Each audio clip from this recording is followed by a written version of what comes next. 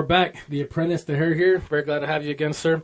We're talking about the TLC match between Bray Wyatt, the Fiend, guy you're familiar with, and Randy Orton, another guy you're familiar with. Oh yeah, Randy Orton. Orton. He's still around. He's still in the game, bro. Damn. Yeah, killing it.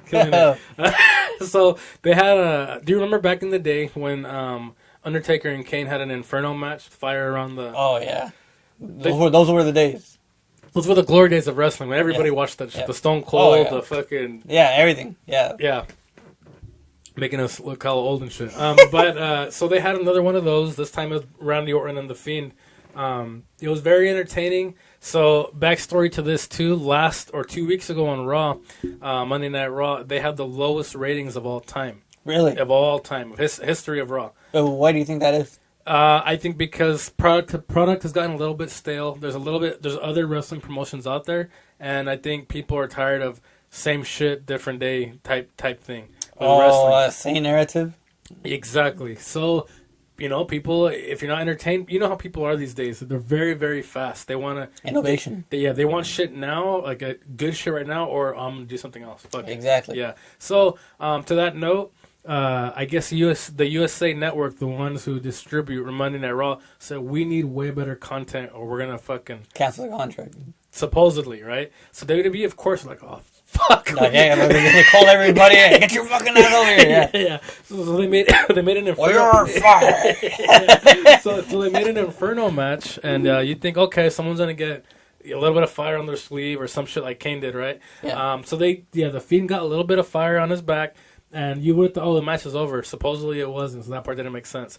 He runs in the ring. Randy Orton RKO's him. He's just flat on his back. Okay, now I guess it's over. Then Randy Orton gets a match. Out of nowhere, somebody comes in. I don't know. He got it. He went outside and he grabbed it and he fucking went inside and he lit it. And then of course the camera cuts. So they obviously, unless you're a little kid, I hate to break this to you. They didn't actually set the Fiend on fire. It was a dummy. You could easily see it. Look at his fingers. They looked like little flat things, right? And then I hate to say this too.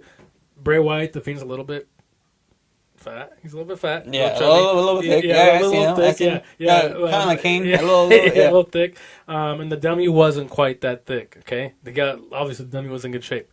So and nonetheless, Randy Orton, he sets the match on fire, throws it on the Fiend. And unless you're like really full on paying attention, you think, oh fuck, he lit that fool on fire, and the whole body goes on fire. It looks crazy. Randy Orton does his pose, and the pay-per-view ends. You're like, oh shit, that was pretty sick. Has social media on fire. Everybody commenting, and it leaves people's imagination to think of what's next. Yeah, they had their most comments and retweets and all that in I think in years they've had the most they've had. So they worked, right? That little shit worked. So to that note, I think that was a great way to end it. People were saying too they didn't want the Fiend to lose because he's supposed to be this big powerful character that shouldn't lose. My argument, and I'm a big fan obviously, my argument to that is you can't have someone be unstoppable. You can't. It's boring if that happens. Yeah, and then something we grew up with, us who watched it since we were kids. Yeah. Well, more you. Yeah. Well, yeah. We always had those iconic wrestlers like Stone Cold, which at times was good and bad. And, sometimes we wanted to see him win. Most of the time we wanted to see him win, but then there was times we wanted to see him lose. Yep.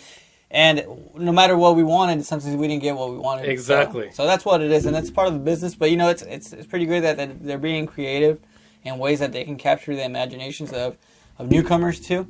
And if they can keep on doing that, they can be more successful. But